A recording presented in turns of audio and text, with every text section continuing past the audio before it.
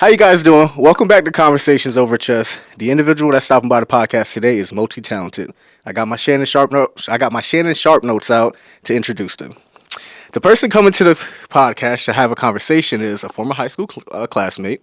He's a sneaker enthusiast, a father, a digital creator of A-list celebrities, somebody names a Dizzy Banko, Offset, Glorilla, and the list continues. Ladies and gentlemen, without further ado, please welcome Jai to the What's podcast. going on? What's going How on? you doing today, sir? Good. Can't Oh complain. man, it's early Sunday morning. I got you out here, and I'm gonna go a lot of different directions with this interview. But I first want to always start out by giving Grayson flowers and saying thank you for doing this for me.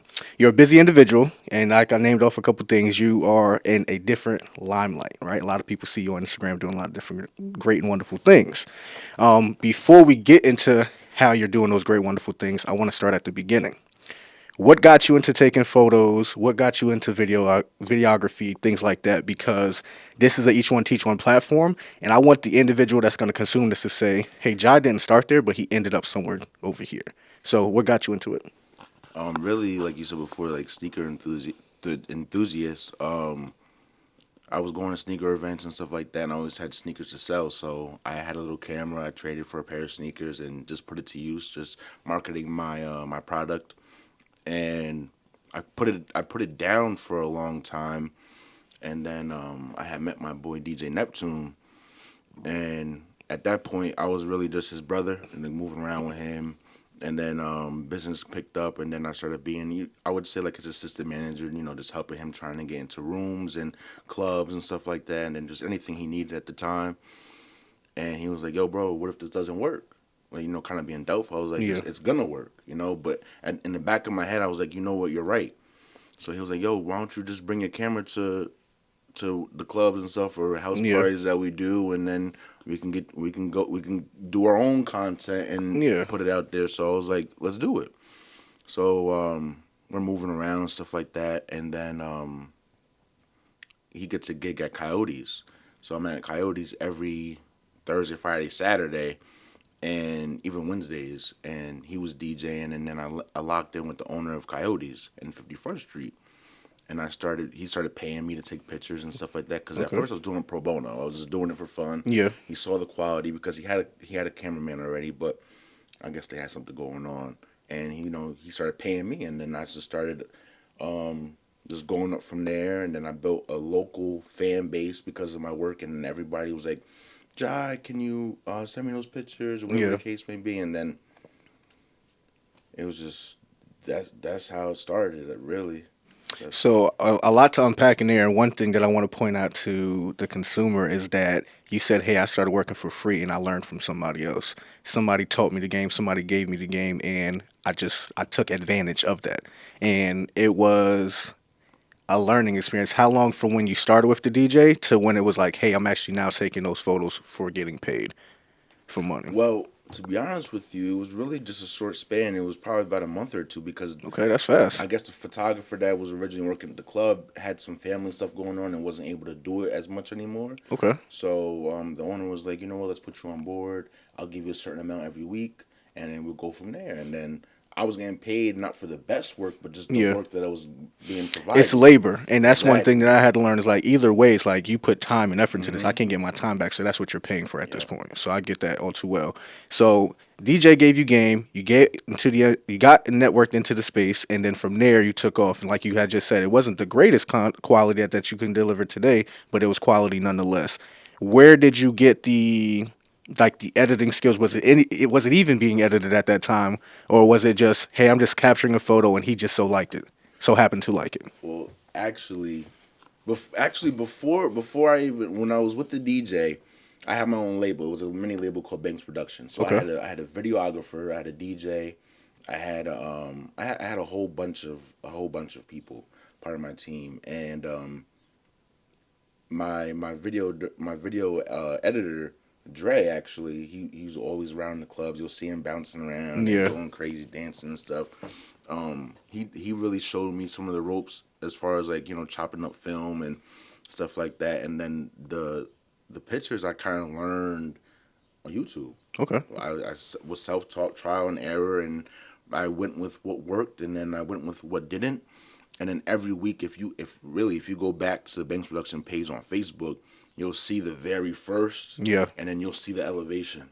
Yeah. So you see where I started, and that's all trial and error. So went from worse to pretty good. So one friend of mine, shout out to Mark, he's a cinematographer. I met him when I used to live in Utah, and he was like, "The good thing about you starting your podcast is that it's yours. You are the end all be all, and you can do it in any manner that you seem fit." And he said you should try everything.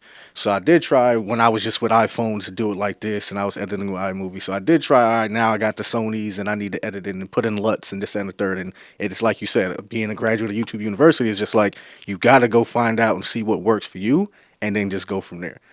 So I can appreciate that all too well, and people don't understand. It's a grind, bro. What I was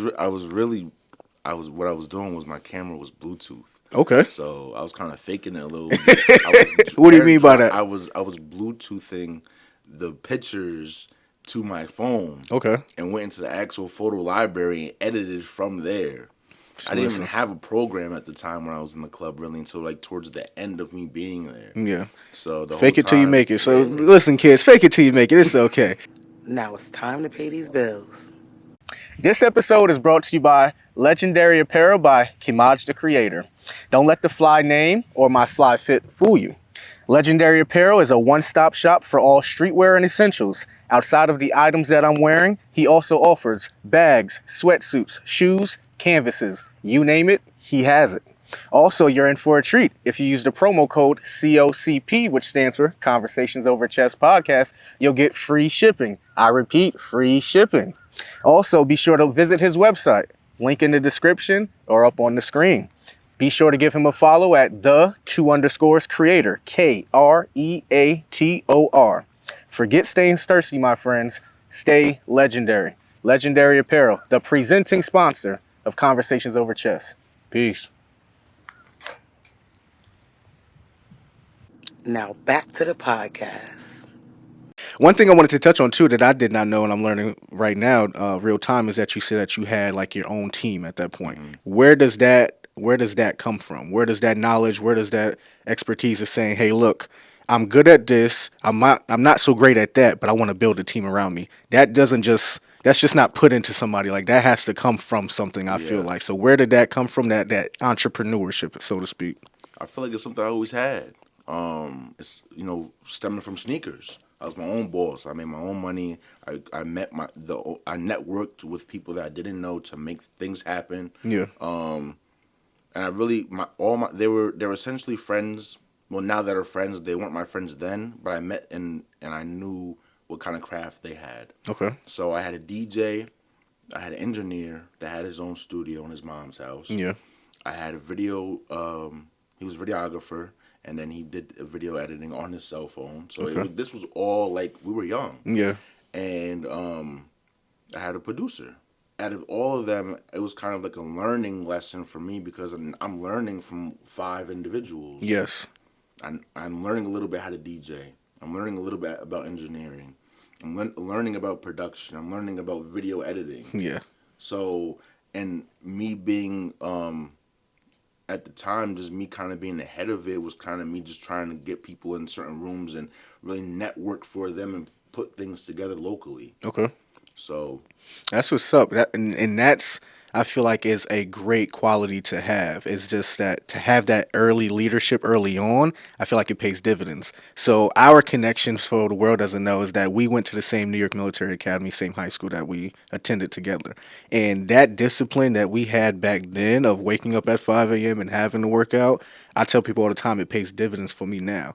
It's not the fact that, okay, because I've been waking up at 5:45 since I was in high school, that it just comes natural to me, but it's just a discipline that it instilled in you at an early age. Like, people don't understand. So when I'm around individuals and we're at college or we're now older and young men in this world and they're like complaining about certain things, I'm like, bro, I've been doing this since. You're mad that you got to go work at 7, bro. I've been up since 5 a.m. every single day. miles. Literally. PT. I'm like, yo, this is nothing. So it's like those little things in life, those small little nuggets, it means so much now because it's like it pays dividends, and I understand now a little bit. So big shout out to you for taking the lead to say, hey, look, I can grab all of us and then put us in certain rooms where we can take it from here to here. Yeah. I want to touch on the sneaker enthusiast, because that's what I originally known you as outside of being from Newburgh, New York, outside of going to the same high school. I'm like, yo, John, that mother lover the plug, boy.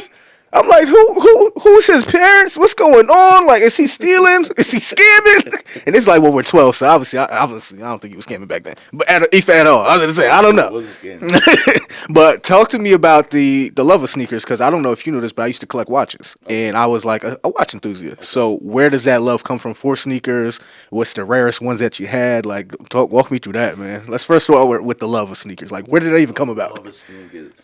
The love of sneakers, it stemmed from putting outfits together, really. Okay. Like the base of an outfit, I feel like, when you're trying to put it on, is your sneakers. You start with your sneakers. Yeah.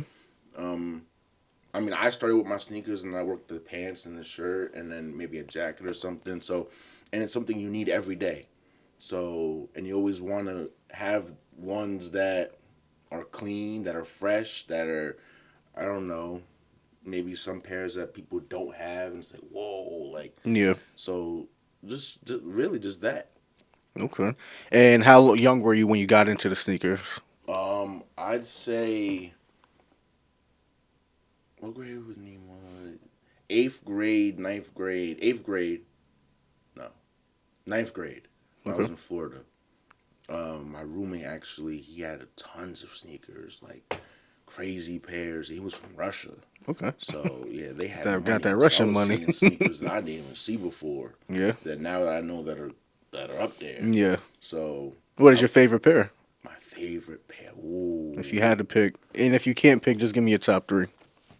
My favorite pair of sneakers is the Dornbecker 4s. Okay. Dornbecker 4s. And that was actually a collab Nike did with, I believe it was St. Jude's, or they would have the kids that have cancer, they would have them create the sneakers. Yeah. So each sneaker that came out for those drops was actually designed by a child. But good. That's crazy. I didn't And, even know they had that collaboration. That's my favorite sneaker. But as far as, like, I'll give you my top three, like, retros. My top three are 3s, 4s, and ones. Okay. The ones is classics. Ones are classics for sure. What were you shooting on back then? That's one thing I wanted to ask too. Well, what were you specifically using to shoot on? Because again, each one teach one. I want the individual to say, "Hey, look, I need to go get X, Y, Z in order to get started." After looking at this Still episode, got it too. you still got it. Still got it. All right, what is it? Nothing dust, but I got it. It's I believe it's a Canon T7i Okay. or it's a T7. It's one of the two. There's not too many differences between the two anyway. So Yeah. I haven't even looked at the camera in so long. Yeah. And then what editing software do you iPhone. you use? Just regular like Oh, you saying now? the editing? Yeah, yeah. Oh, I use Lightroom. Lightroom. Okay. Lightroom, yeah. Okay. Lightroom Classic, Lightroom, the regular Lightroom. That's really all I use. Okay. Now, we saw the grind. We saw that you put the team together. And then one thing that I wanted to just get more education around is that if we go to your page right now, it says that you have a management team, and I believe it's by Dot, right? So walk us through that business side of that. Are we saying, because you already said, hey, I have my own team. Are you signed to Dot? Like, walk us through the business of that. Well, I had met Dot. His name's Howie. Okay. I met him dealing with Dizzy. Okay. Diz, Shout out to Diz. Yeah, he was running around with Diz doing his management. All right. And when I had joined their team, we all was a unit. So he would represent me when we went out places and stuff like that. Okay. And And that's the question, because again, my background's finance and accounting, so I understand a little bit about that business world. Are we saying he's your manager in regards of, hey, I got that paperwork ready, this is your booking, you're doing this celeb today? Or are we saying, hey, look, he's a part of my camp, and we're just running together, shooting together, we're filming, whatever it is that we are digitally creating? That's what I'm trying to understand around that. no. Yeah. He's really like my older brother, really. Okay. Not blood brother, but you could say that. I look up to him. I learn things from him.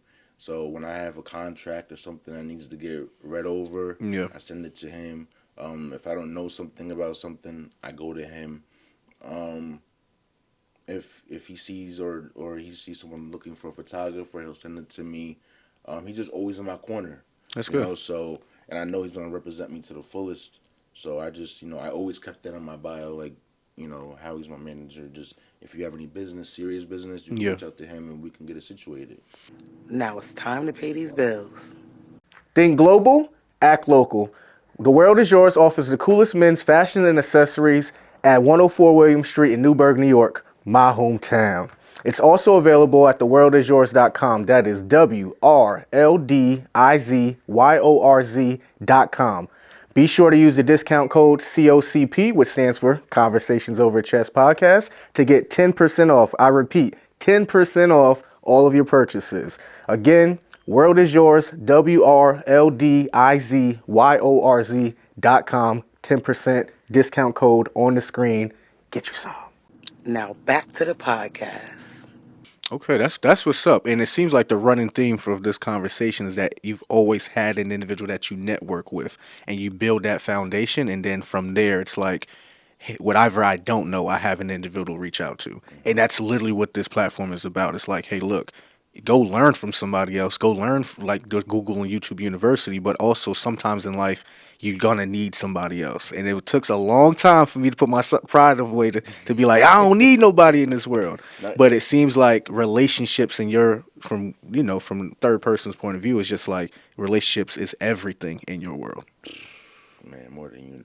Relationships is more than money. It is, man. It really is, though, for real. That's the currency. He used to be a photographer. Okay. And it's crazy because this is the first time I ever saying this to somebody. He used to tell me, yo, Jai, your pictures is trash. Oh, shoot. Oh, God, yep. Your pictures is bad. Not in a way, in more of like a humbling way, because there was a certain period of time where it was just like, I'm working with so many people, and it's like, my head's above the water. Yeah.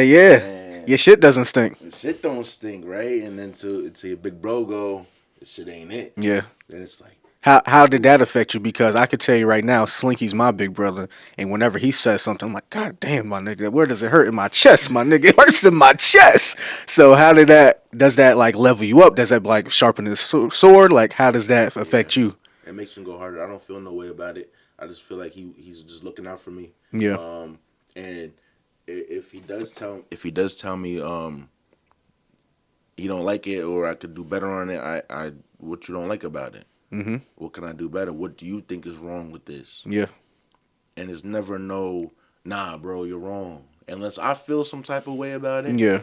I'm not gonna be like I'm not a yes man, so I'm gonna always stand my ground. If I like it, I like it. Yeah. But if it's something serious and I'm like, all right, bet, okay, you're right, and then I just take what he said and I just apply it to the next time. Literally, since I started this back in January of earlier this year, every single thing that I sent out or put out into the masses, I've always sent it to somebody to say, hey, look over this and tell me what you don't like. Yeah, Bar, you doing so good. No. I appreciate that, but I don't want to hear that. If you had to pick it apart, what would you say? In all honesty. Exactly. And then it was one of those like, hey, you might need to think about doing this angle, or whenever you are playing a game of chess, think about a overhead shot, And literally every single thing that everybody's critiqued has always been fixed. And I feel like that's what's bringing me from A to Z, is because I don't really care about the praise, because I've had that in life. I've played the sports. I did that in the third. I've always been, hey, but I don't care about that now because I'm in a different field and a different lane. This is business now. Exactly. And if I want to compete with here, I got to make sure my production here is this, that, and the third, like everything about it. So that's one thing is like you said, I don't got to be a yes man. And at the same time, if I do feel like, nah, it should be this way, then it's going to be that way because it's mine. I agree with you. Even with equipment and stuff, he'll tell me the equipment to buy. I'll go buy it, or I'm like, I'll wait a little bit, and then sometimes I'll be right, I needed it. Yeah. So, Speaking of equipment, one thing about this industry, I was just talking with Mark. I was like, bro, what part of this is cheap? He said none of it. Zilch, zero, zip, none. Speak about the investment that it takes to do what you do. And again, not counting anybody's pockets, but if you can give a range, just say between X amount of numbers of what it is for a camera to send a third, because again, person that's viewing this needs to know you could be like me, but it's gonna cost you. Sure is. It's to the point where my nigga, you ain't gonna You gonna put the camera back right where you got it from? Fuck this. He said, nigga, I don't want it no more. The camera equipment, boy. Bro. There's so many different little pieces you need, and the little pieces could cost $800. For what? Exactly. Bro, I'm running 3 ZVE10s that were probably roughly $700 to $800 a piece. I have a A7R5 that is $4,000 camera. The lenses is $250 that comes with the goddamn ZVE10s, and then I bought an additional 50 millimeter. I'm like, nigga, another $250. Please help me, Jesus. Listen, boy, I'm like, yo, it don't make sense. I'll just say this. I got about 30,000 in my camera equipment right now. Damn. Humbly, yeah. About 30,000. But, it wasn't all at once. Yeah, no, So, for sure, for you sure. buy a camera, work it, Yeah. make some money, try to, and then, still work a job. Yeah. Still do something that's going to generate income so you can keep building up your foundation. And to the point where I'm at right now, between computers, and I got 2 computers, I got an iMac and a regular computer and an iPad. Yeah. And 2 phones. It's just a whole 2 cameras, lenses, about 8 to 9, 10 lenses. And you're still running the Canon from when you running still the running? Canon. It's crazy. It seemed like... Oh, go ahead. My boy Ovi, actually, he's been letting me use his Sony. I've been so against Sonys. I used to hate Sonys. I was always a Canon lover. Yeah, and that's what I was just about to say. That's the crazy part about it, because it seems like once you go on one side, you never go back. Yeah. I only bought a Sony because that's what was recommended to me, and I've only been Team Sony for my short You stint. did right for videos. And I'm not going to lie. Yeah? He's let me use his camera, and I've been putting that thing to work more than I put it work with the Canon. All right, you about to I've go been jump to the I've upper been getting side. more bookings with the Sony than with Canons. It's crazy. Look, bro, I ain't gonna front the Sony, man. So come sponsor us, Sony. But anywho, Oh man, sponsorship is needed. Nah, for real. But that 30,000, and I don't want that number to go over people's head. It's put in over time, so I want the individual that's About watching this 6 to know. years. 6 years grind, $30,000 to be where he's at right here today. And again, that was working another job. That is doing odd things. That is still investing in his craft, but still having to go back to that 9 to 5. And that's one thing that I want to encourage everybody to say, hey, look, I tell people very often, use your 9 to 5 to fund your dreams. And I also have to understand there's that and give people grace that not everybody is 28 that only has himself to worry about. I don't have no kids. I ain't got no shorty. So it's like when I don't have other responsibilities, it's easy for me to go around out here and chase my dreams. It's hard for that mother of 5. It's hard. It's hard. So Hard. if you have the opportunity to, chase your dreams. And if you don't, figure out a way to do it. Because you can do it. Jason. You can do it. Every loss is a lesson is the motto for Conversations Over Chess. So speak to any losses that you may have taken across your journey in this game, whether it be both professionally in the field that you work in or just personal life, and the lesson that you learned from it. I mean, the biggest loss for me, it really hasn't been anything business wise. Personally though, I wouldn't say. See, it's a loss because I lost a person I was very close with. Sorry to hear that. He's my bigger brother. He's my blood cousin. And that's why all my pictures I say do it for Max. And that was a loss, but I took that loss and I made it into a win. Yeah. Because I'm working for him. Yeah. Everything that I'm doing is because of him. That's I what's feel up. like he's above me watching me do this. Yeah. And he's putting things in motion that I wouldn't have done. Like, as soon as he passed, literally, I swear to God, as soon as he passed, I went on tour, my first tour. That's crazy. Swear to God. I was like, what was going on? Do you think during that time span, obviously you get to attend the funeral, things like that, and it's a process in and of itself to say, hey, look, I don't no longer have you here on Earth. Did that tour not necessarily blind you, but the word I believe is more of distract you from that loss? Because it's like you said, it seemed like it happened instantaneous, probably a few hours, weeks, whatever may be the actual timeline. But did that distract you from actually losing him, or was it one of those like, nah, I felt that along the way? I'm not gonna lie. I'm not a person that ever looked at death. It might sound cold here, but No, you're good. I feel like everybody has their own. Everybody has their timeline. Yeah. You know, even if it's accidental, and we think it's accidental. God might Yeah. have a different. He might say that's on him. Yeah. So I was very upset. I took a couple months off, just to be with myself and my Yeah. family and stuff, and then after I felt that I was ready, I got back into it. I would feel like it's not really a distraction. I feel like what I do is really therapy because I get to see and talk to different people that have sometimes been through worse. Yeah. So it kind of makes me feel a little bit better, but at the same time, though, it makes you feel bad because they're going through something, Yeah. that could potentially be worse than me. So not everybody has a perfect life, and it's all like ha-has and hee-hees all the time. No. Now it's time to pay these bills. This episode is brought to you by DJ DMC. For any parties, kickbacks, and weddings, DJ DMC has your back. You can find him on Instagram at DMCTheGoat, on Instagram at DMCTheGoat. Please be prepared to pay the cost as seen on my shirt. He also makes his clothing line, great premier brand, and be sure to reach out to his Instagram as well at Pay the Cost LLC on Instagram. That is Pay the Cost LLC on Instagram. Get you some. Now back to the podcast. For sure. I tell people often that this podcast is therapeutic for myself.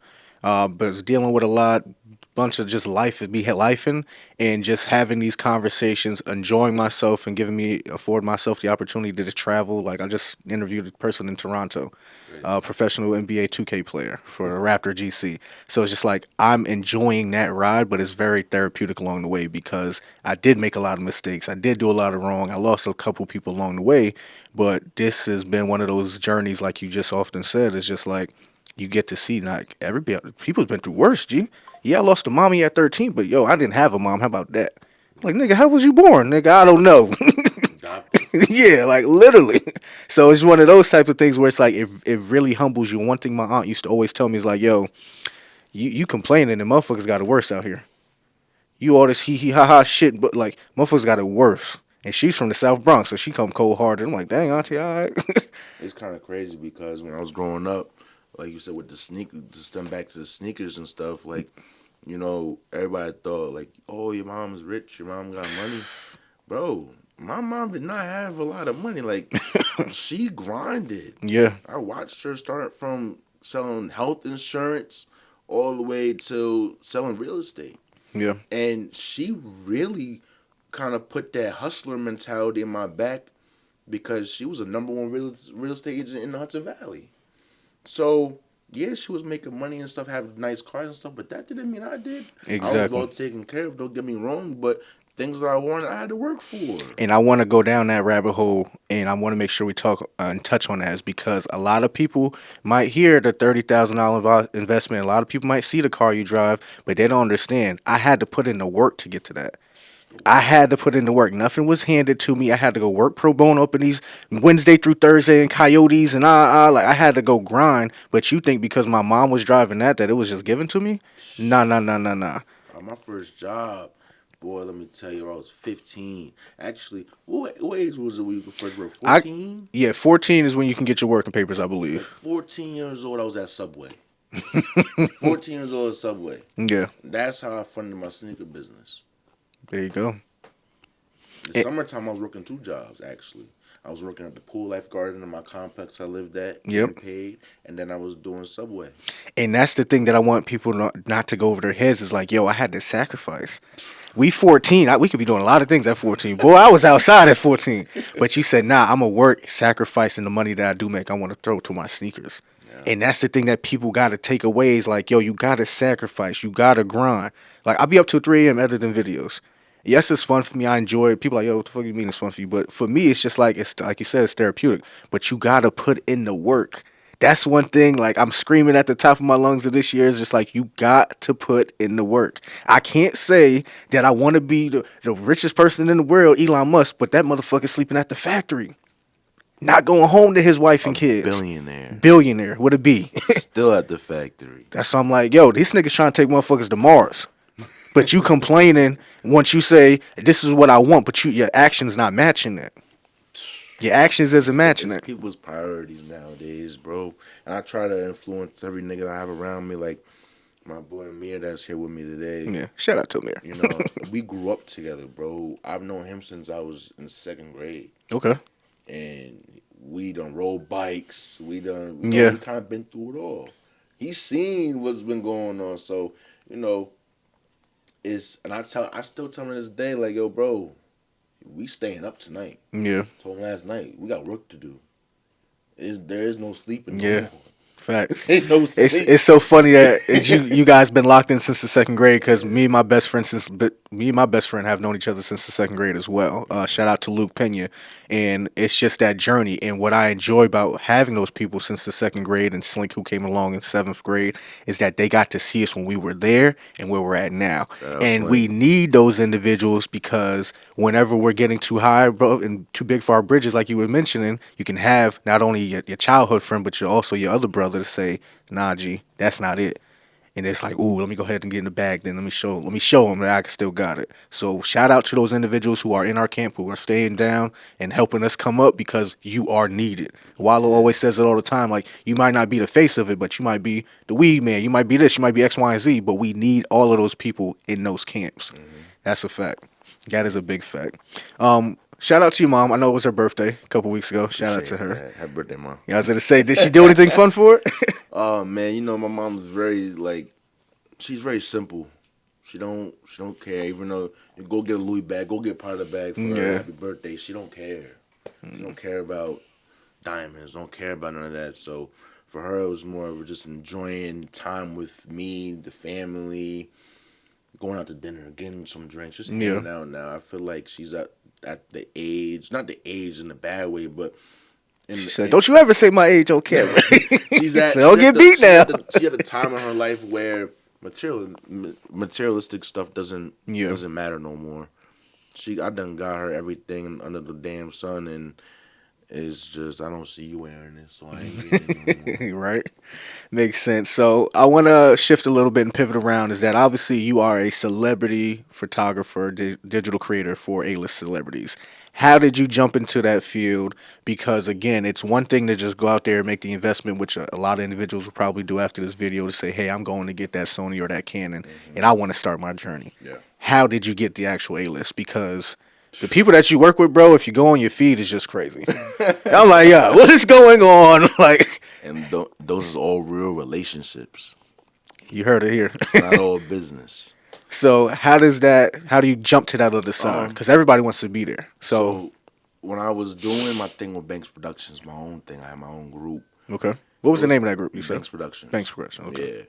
Yeah. It was kind of to the point where I was like, you know, I'm trying to network everybody, trying to get them together, but something's not. There's nothing more. I can't. There's nothing. What's it called? I can't help you if I'm not in these rooms and to get everybody to a higher position. So, a guy named Chris had reached out to me, and you know I grew up with Dizzy and all them people. Yeah. So he had reached out to me and was like, "Yo, I want you to be part of the team," and it was a violation. So, I looked at it as an opportunity not for just me, but as for my team. Okay. Like, yo, bro, like, guys, I gotta do this, but just know when this is over with, and then, you know, maybe I find my own lane and do something different, I'm coming back. Yeah. Don't worry about it. Then I'll be in a position where let me go. Let me bump the head. Let me learn. And then once I figure it out, I got you. Because I'm already trying to do it, but I can't do it unless. So, you know, Dizzy, we worked for a little while, probably like, I say like 3-4 years. It was around that. It was quite a long time. You know, just doing different studio sessions and stuff. And then I had met my boy Trav in Hot Rod. Okay. And that was through Dizzy because he had a session with Lola Brooke. Okay. Shout out Lola. This was before Lola even was who she is now. Who she is today. And God bless her because she's doing her thing. they really put me in position, and you know, it was to the point where they wanted me to be her photographer and move around with them, and but also with the violations. So, Okay. you know, it was a little. I was like, nah, you know. Yeah. But so me and Dizzy ended up splitting. I started doing my own thing, started doing his own thing. But it was on mutual, like, common ground. It was like, this is like, we're good people now. Just want to make sure You could that's say clear. that, yeah. Okay. It You could wasn't say like that. beef for money, anything like that. Nah, it Okay. was, nah. Okay. Just want to make sure. And I always hit up Trav and Hot Rod. Yo, like, you guys got anything going on? This and that, third. And yeah, come through. And at this point, even working with Dizzy, I was doing all pro bono. Yeah. This was all just me doing it. I'm not getting paid. Years. I'm working a job. Dang. Years. I say, so I'm going to the studio, but I'm getting bookings in between. There's people Okay. seeing my work. I'm getting paid off of my work, but Okay. it's not. But you're seeing it at the point of view of, okay, Diz is here, and for the time's sake, at Yeah. this point, Diz is up here. I'm just a little bit beneath that, but he's in a separate room. And you were just saying to your team, hey, look, I need to get into that room, and he's allowing me to get into that room. So I'm not forgetting about you guys. I'm taking you with me to come hell or high water if I got to drag you. But let me get into that room first. And then once you got into that room, you had to work for free. Yeah. Well, I didn't have to. Okay, just It wanted to was make more sure. like I looked at Dizzy as my bigger brother. Okay. You know? We did everything together. That's like he was one of my best friends. Okay. Like, other than the business. I used to stuff. work with Diz too. It's so funny. Yeah. I used to work with Diz. Yeah. Me and him were real close. Family events and stuff like that. You know, because his family's not like they're not all up here. Okay, yeah. You know, so. You know, I would treat him like an actual brother. Yeah. Basically, I looked at it as I'm not using you. We're using each other because I'm providing you with the content, and you're helping me get in these rooms. They're not with the biggest artists, Yeah. but they're with artists that have some kind of buzz. I'd say with the A-list celebrities, I didn't start doing A-list celebrities until I did meet Trav and Hot Rod. Okay. They had me in rooms and hotel rooms and just everywhere with, you know, Quavo, Offset, Bobby. Actually, what's crazy is Trav. One day I hit Trav up. This was the craziest thing. Yo, you got anything going on today? He said, yeah, Bobby's video shoot. Mind you, Bobby just came home. Hey, crazy. A couple weeks ago. Bobby just came home. And mind you, it's Summer Jam tonight. Oh yeah, So- it's all the way up. So this really changed everything that I had going on. I went to the video shoot, and this was pro bono. This was like 2.5 hours away. Drove down there, and mind you, it was like a hurricane. It was Damn. terrible outside. Like, when I tell you it was terrible, it was bad. He said he was praying and driving at the same time. Father God, in the name of windshield Jesus. wipers was on the fastest setting the whole way, and it was flooded. Got to the video shoot. He ended up coming. We did the video shoot. The video comes out, and I got the credits. It's on Rock Nation. Whew. Name was on that motherfucker. I said, hold on. Mama, I made What it. the fuck is this? And that night, we were in the studio. That same night after Summer Jam, we would take off. Yeah. R.I.P. to him. He was a really, really, really, really good dude. Yeah. Rowdy Rebel. We was in the studio with a whole bunch of people after that. So it was just everything was like I can't even remember some of the stuff that I be doing. It just be so much. Like I have to look at my camera to remember. I probably got footage I had never even seen before on my own camera.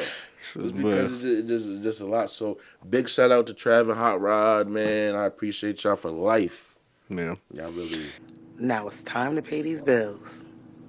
This episode is brought to you by 10 Toes Clothing Brand, the hottest streetwear from the DC area, based on the principle of community, perseverance, and integrity. From the community, for the community. Stand for something or you fall for anything. Shop online at 110toes.com. That is the number one, TENTOES.com. And follow on Instagram at 110toes LLC. That is the number one, TENTOES LLC. We are 10 Toes. Get you some. Now back to the podcast. So, who are some of the people that you currently work with? I work with my boy Lil Migo. I had actually met him through Hot Rod at South by Southwest, and one day he had came to New York and hit me in the DM, was like, "Yo, where you at?" So I'm in New York, and it's about 3 years ago. I did a shoot with him. We met up, did a vlog, and literally we've been locked in ever since, to the point where he's really like my brother. You know, my fam, like I'm tight with his family. Yeah.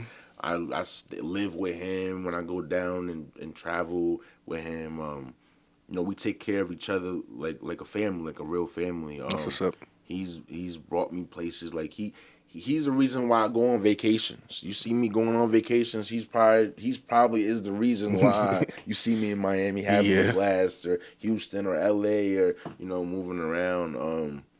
I really want to just give him his flowers because it's important. Yeah, it's important, bro. I just appreciate you, my nigga, for real. Yeah, I was always taught that when somebody does something for you, tell them thank you. Yeah. And if I could publicly say it and scream it at the top of the mountain, I want to say thank you, man. Publicly, privately. For him, man, because he thanks me, I thank him in private, but I just want the world to know I genuinely appreciate you, bro. For real. Yeah. Shout out to you. Yes, sir. Can you did the 4 years pay off? The 4 years working underneath Diz, this, that, and the third, you were saying, where he was getting the bookings in between, but it wasn't direct payment, saying like, hey, from your camp, I'm making money for. You know what it is? I never really asked for it though, because. Do you think it was a closed mouth doesn't get fed type of thing, where if you did ask, you would have gotten something? See, I don't know about that, because at the same time though, bro is still on his way up. Okay. And I know that, there's no budget for every day. Yeah. You know what I'm saying? So, I was more looking at it like, he's my bro. I'm going to help take care of him. Facts. I'm rolling with him. He's my man. Facts. That's how I was looking at it.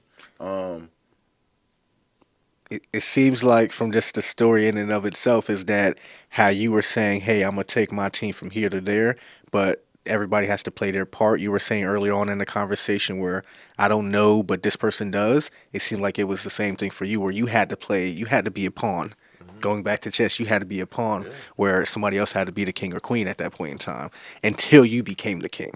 And it seems like that's the evolution of the story, where it's just like, hey, at certain points in my life, I was the king. But at other times, I had to be that pawn. Step down. You had to take a step down. Aside. And that's the biggest part that people don't get. Gotcha. Everybody wants to be the king. Yeah. I'm like, bro, put it to you like this. Everybody can't be the head nigga in charge. I'll put it to you like that. You got to be a pawn sometimes. In order for this to go, in order for this to be a well-oiled machine, I got to be the motherfucking weed man. Every motherfucking Monday in the second, third of the month, I got to go get X, Y, Z his weed for the next 15 years. But if I do that, after that 15 years, nigga, I'll be up here. He got me in a mansion now. My family's taken care of. But for some reason, our people, our community. It's crazy because, like, me kind of, like, fake managing everybody that was a part of my camp. Yeah. And then going to Dizzy, and then I was doing the photography stuff. But I was actually doing, like, some business stuff. Yeah. I would go and represent him some places and talk for him, and then get people's emails and stuff for beats, and more like a role manager almost. Yeah. It wasn't just me and him. So I was learning then too. Like now I'm networking with people, A&Rs, and people I still talk to this day. Yeah. So, and I think that's where it comes, like, stuff like that. Experience is second to none. I don't care what the 2 fancy degrees that I hold. The simple fact that I've done something and can deliver the quality work that I do at my 9 to 5 is what they care about. We don't care about Dell State and the HBC you went to. Can you go get this job done for us right now and then take us from here to there? Yes? All right, you're the guy for us. And it seems like the the lessons learned across that time span, the however many years and X, Y, and Z of working or not working and getting paid or not getting paid. It was the experience of saying I spoke with an A&R. I know what that means. I still don't even know what an A&R stands for. Like what is that? Like what is that? Artist. I believe it's artist. Artist representative, right? It's like artist refinement. Yeah.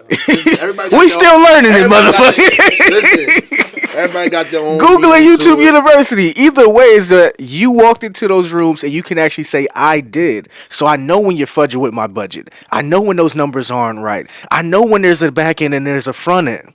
So the experience in the compound effect of just understanding the game has now said, hey, look, now I could take off with this shit. I need X, Y, and Z. It should take 1 hour for you to do this, that, and the third. I need this edit in 2 hours. Yeah, you run to the store. It should take you no more. Like you done every part of it, and that's what I like about your story is that I've done everything. I didn't ask for you to go do something that I didn't already do myself. Eat shit for 4 years. I did that. I feel like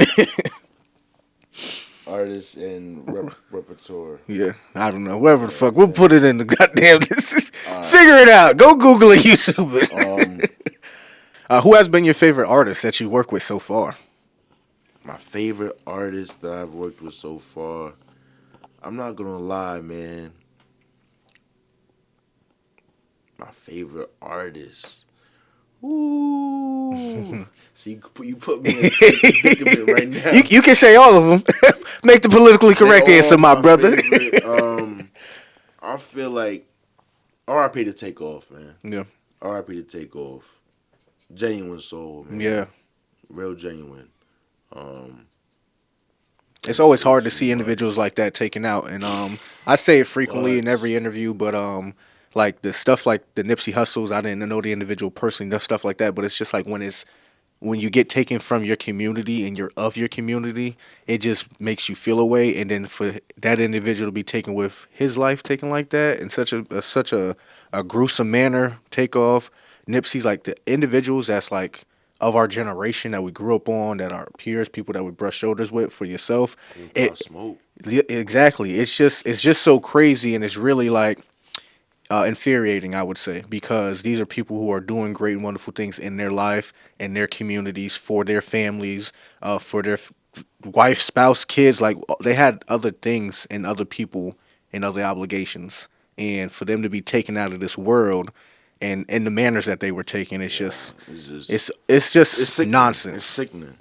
It really is. It really is for sure. But as far as like favorite rappers that I like, he's an artist I had the chance to shoot work all the time, and it's crazy because I used to call him, check up on him. He called me a couple times, check on me and stuff like that when he is in the city and stuff like that.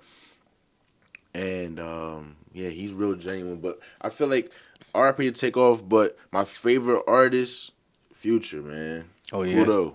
I had a chance to meet you very, very not brief, but kind of brief. You know, we was in the same rooms and stuff like that. So, yeah. Okay. One thing I wanted to touch on is just the business side of it, because of course it's something that you said was fun. Of course it was something that's like, hey, I wanted to sharpen my craft because I wanted to be the best at it. But at some point in time, there's a threshold. There isn't anything in life is that there's a business aspect of it, and you have to be able to put the black to white, right?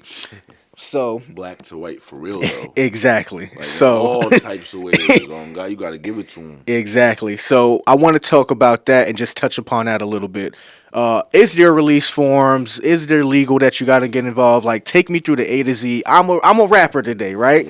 Take me through the A to Z because I want to get educate an individual of what needs to be done in order for me to sign, for you to have this photo, make sure everybody gets their credits because you had said you got shouted out on Live Nation and things like that. So let's talk us to the business side of the world that you're in. The business aspect is dangerous. Uh-oh.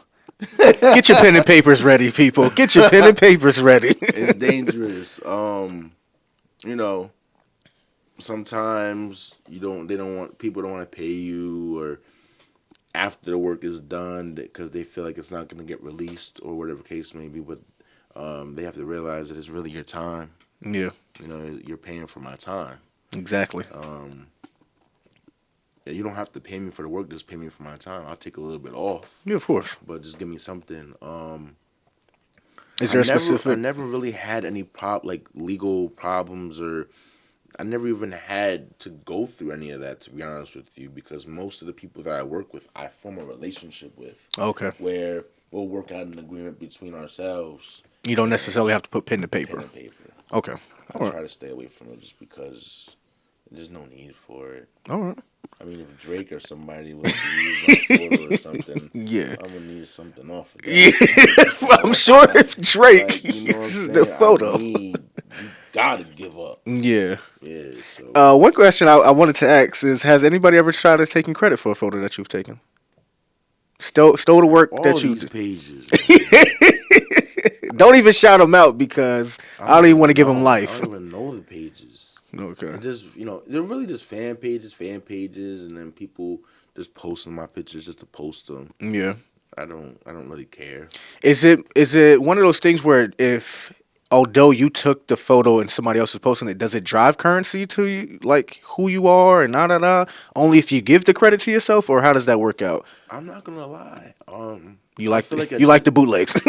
no, like I feel like the people that support me, Mm-hmm. when they see my picture, they know it's Jai's picture. Okay. Like, don't get me wrong. Like, a lot of my friends are great photographers, but I just feel like you could just separate me from just the way that I edit, the clarity of the pictures. You could just, my followers know if they see a photo that's used by somebody else that looks like mine. Yeah. They'll send it to me like, "Yo, bro, you took it?" I'm like, "Yeah." Just stuff like that. So my people know. Yeah. And that makes me smile. Like, Yeah. you already knew. I didn't even have to get tagged or nothing. He won't say I'm just that nigga. That's all I heard. That's all I heard from that statement. You just you know I'm that guy. There's nobody that could do it like me. Often what did it say? Often imitated, never duplicated. I don't think anybody could do it like anybody, to be honest. I don't look at myself to be better than anybody.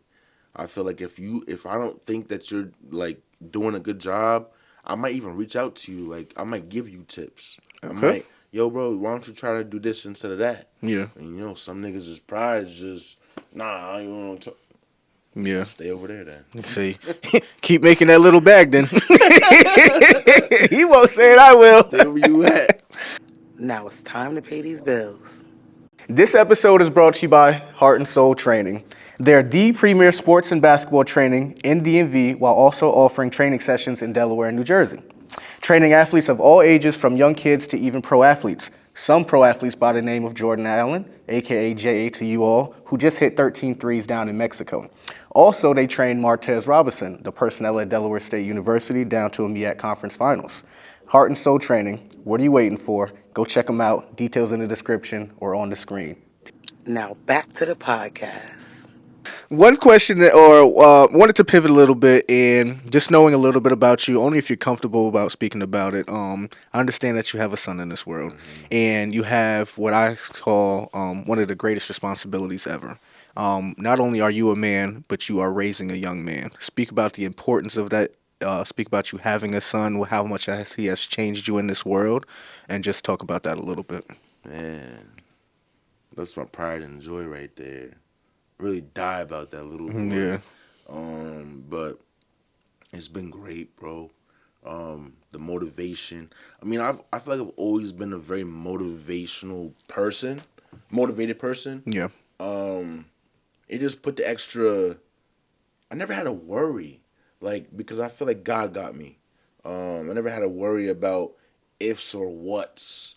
It's kind of like I got to. Yeah. I gotta raise him to be this way. I gotta do this for him. Yes. And it is for him. Now it is for him.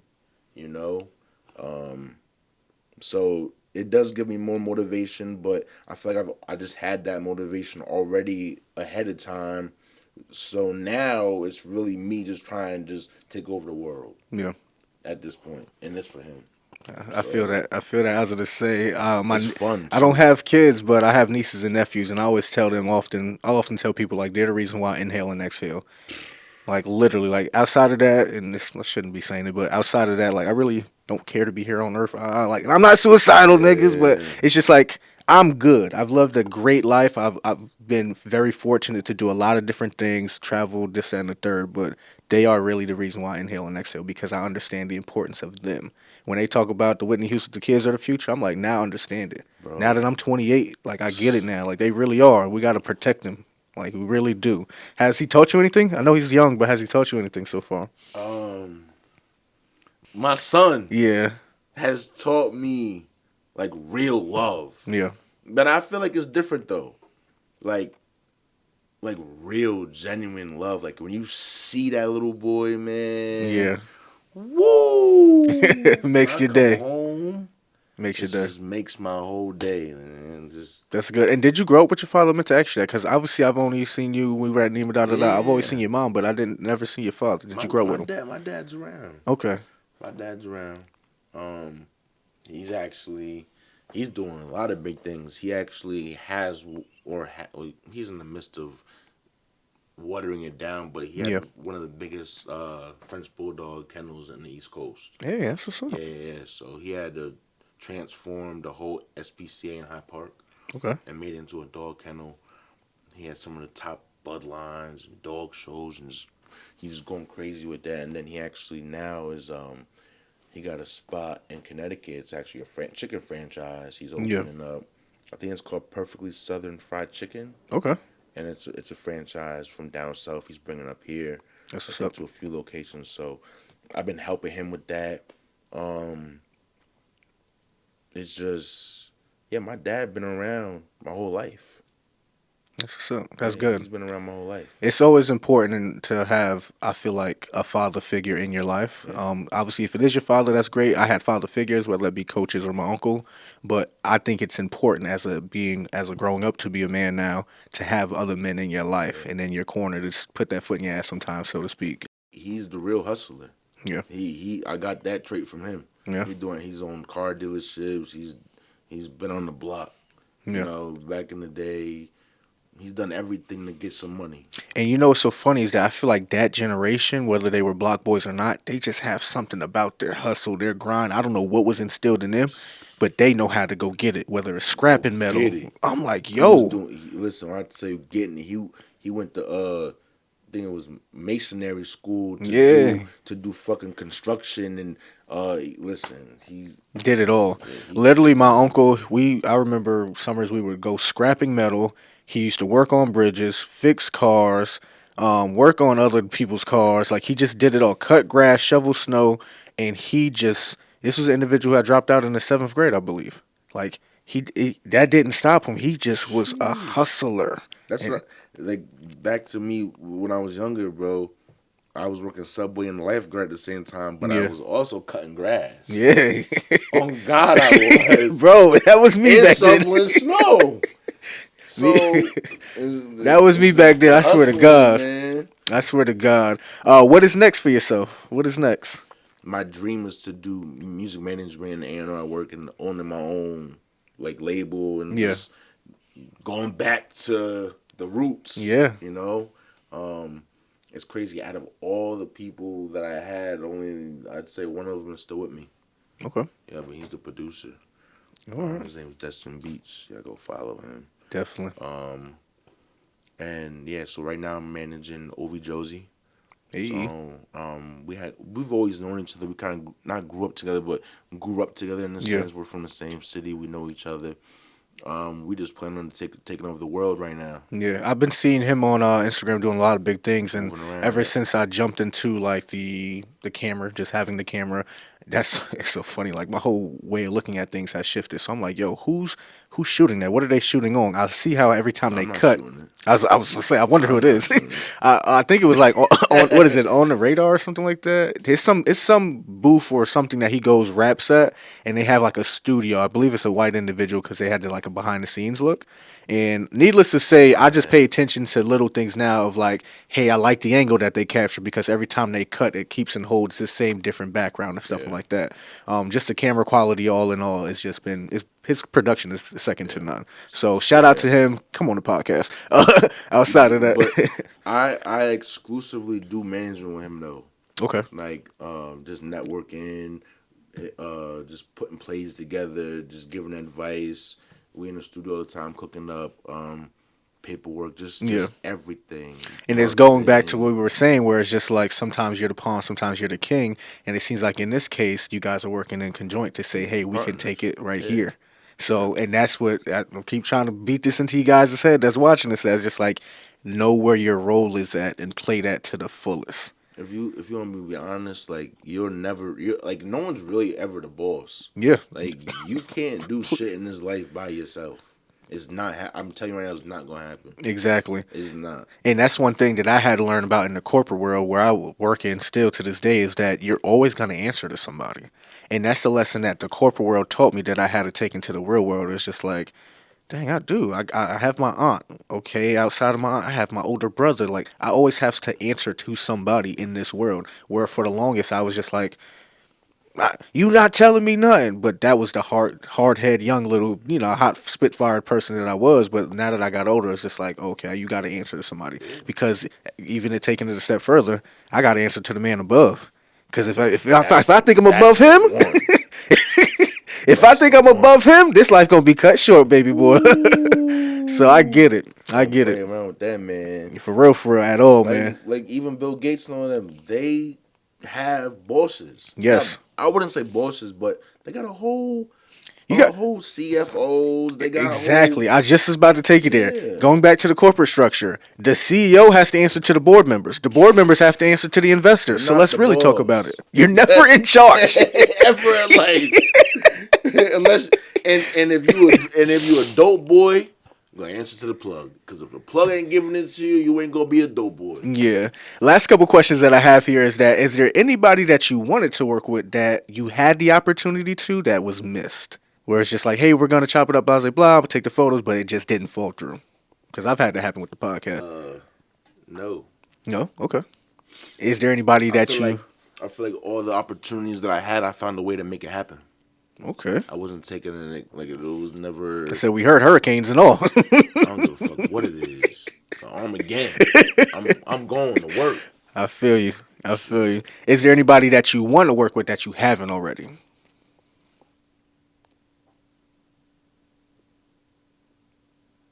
Whoever want to work with me. I like that. Political answer. I like that, man. For real. The last two questions that we typically ask every guest is, if you know how to play chess, what is your favorite chess piece and why? And if you don't know how to play chess, we always ask that you look into the camera and that there is, I believe, over 170 countries, 7 continents, I believe, and that the entire world is watching you. What would be some advice to save them some heartache and pain? Any advice in the world? If you know how to play chess, or even if you don't, if you dibbled and dabbled, what is your favorite chess piece and why?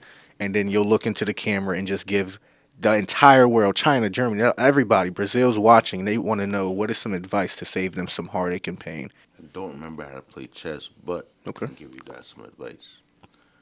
Just stay true to you. Be who you are. Don't try to be somebody you're not.